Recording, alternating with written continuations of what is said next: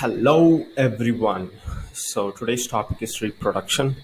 So first of all, we'll see what is reproduction. Okay, so reproduction is simply a process of producing offsprings. I mean, like the younger ones, or a new life cycle, or a new generation, which is similar to the organism, right? Similar to itself. And why do organisms reproduce? So they reproduce to continue the species generation after generation because once they produce the offspring, their offspring in turn will grow, mature, and produce their own offsprings again. And so, since the reproduction happens, this cycle of life will keep on continuing, right? Organism will give birth, it will grow, produce its offspring, and then it will die. Its offspring will again start producing more offsprings. So, what are the major factors that are responsible for reproduction of an organism? So, first of all, it's habitat. I mean, the environment or a type of place that is going to live and it's going to grow. And then the internal physiology, that is the function and the process of the internal organs which it has. So, that will have a major impact of the reproduction of an organism. And then we have two types of reproduction: asexual and sexual reproduction.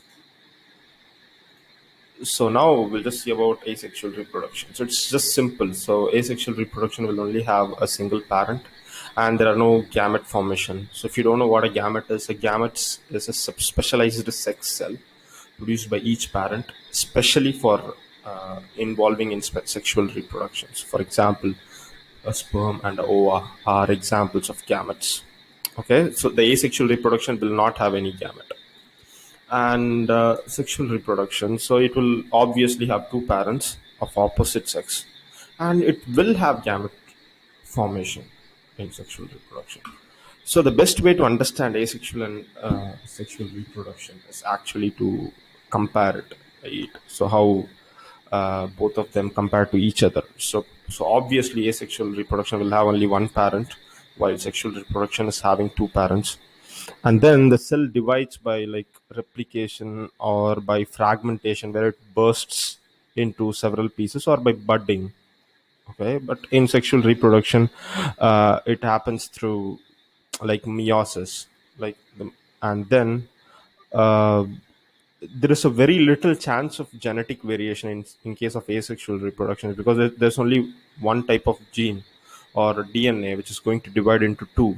So there's no high possibilities of genetic variation. But here, both the gametes which involve in the sexual reproduction is going to have different DNA. So when they get together, there are high chances of genetic variation, right? And then here obviously there are no function of gametes, because there is not even production of gametes. So there are no function of gametes. And here there is formation of gametes and function of gametes as well.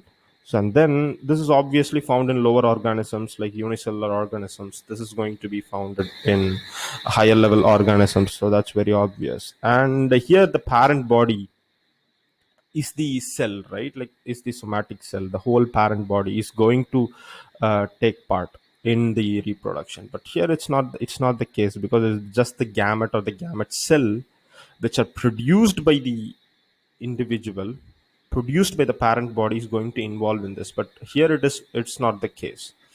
And then generally it will create two offsprings in minimum, because one cell will divide into two, so it's going to be two offsprings. But here it's going to be minimum of one offspring, because like two gametes together fertilize and form a single embryo.